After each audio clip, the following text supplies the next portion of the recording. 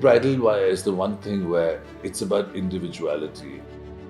I think it's always for me been the ethereal, sophisticated, soft, the veils as a cloud has always been the look.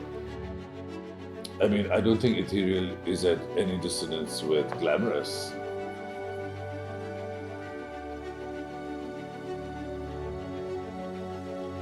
Pandemic gave us something that I think we had all lost. And certainly I can speak for myself. It gave me time.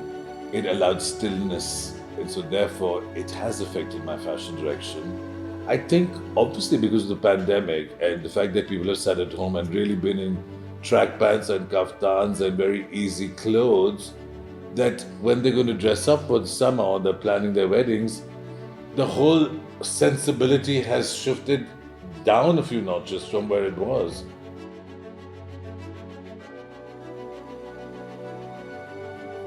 I think the inspiration has been refinement and refining further what we do. Freshness was a big inspiration. We also worked with a lot of new techniques. So techniques that we had developed or worked with, like the khashida and chicken curry, different staples that we started to fuse together.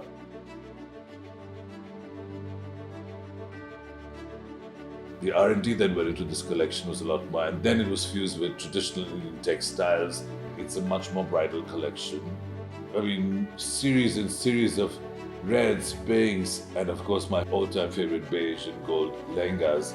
And there's a giant variety of beautifully detailed and fit, and we worked on lightness for a lot of them. It's about high quality, it's about how people feel in the clothes, so they fit. Beautiful bridal or something very heavy can be repurposed if you like, and worn in many different ways. Basically, we're pushing or encouraging people to be conscious of their decisions, shop, to buy better quality, to buy things that you love, because you use it and reuse it and use it in many different ways.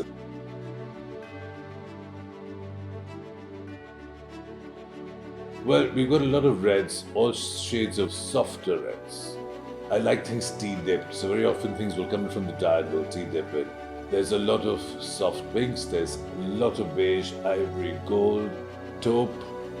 Then of course my mad bursts of colors from the prints, which are usually hand painted to begin with. And we've even gone into some deep toffees with the dull gold and the floral jersey print.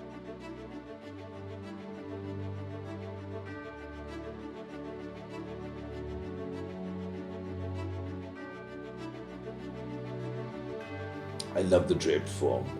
Long before we ever learnt embroidery, both us as a studio and this country, we draped fabric. And that was really the unique fingerprint of Indian fashion. We work with some handloom, I'm working with a lot of silk, organza, sheer silk. We're using new Chanderi cotton checks for the lighter mehendi clothes. Chiffon, georgettes, I mean there's a wide range of fabrics that we use. There's a lot of the use of chicken curry, fine thread work. We do Zardozi in our units.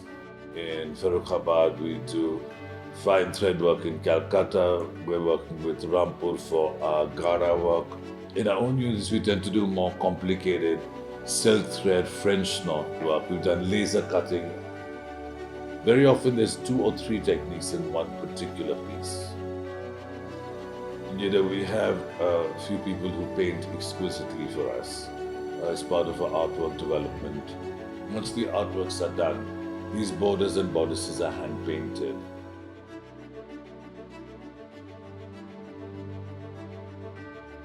And then they're printed and then superimposed with chicken curry as the body of the garment. Or in one case, Ari. Very soft colors. It's very feminine, it's very soft. It's very Indian, but it's timeless. I think that the pandemic, when it started, it took a lot of pressure off brides to be something they were not. They basically just wanted to be able to be fit properly. They wanted to be themselves. And really, as opposed to all the histrionics of before, everyone became calmer because they were grateful they could just go through with it and just wanted beautiful quality. Well, when things are being watched on a Zoom call or just a video. You have the ability to watch it in your own quiet without being subject to the sensory overload that you would normally have at a wedding. So I think it also absolves brides and grooms of the pressure to be so over the top that they can be spotted, in between 1,000 people at a typical wedding. Here the camera goes in, you have close-ups, there's a stillness. And so what might have worked there doesn't work here at all. I see that with so many modern brides. They want to leave their hair open. They want to look like themselves. They're both emancipated and they're very secure, educated, so they don't want to go into some costuming mode. They want to dress up, they want to have all the fun, but they also want to, be themselves. These were beautifully hand-painted borders done in soft Jamivar colors and very fine Meena work. So this was a combination of 2-3 inspirations, and these were then superimposed on chikankari jars. And the printed choli is fully embroidered in fine ari and kasam. Then you've got the dupatta. It can easily be worn as a bridal. It could be worn by my mother, it could be worn by a sister, it could be worn anything. It's sophisticated enough to carry you to many different places. And that's what I think timeless, beautiful fashion is about.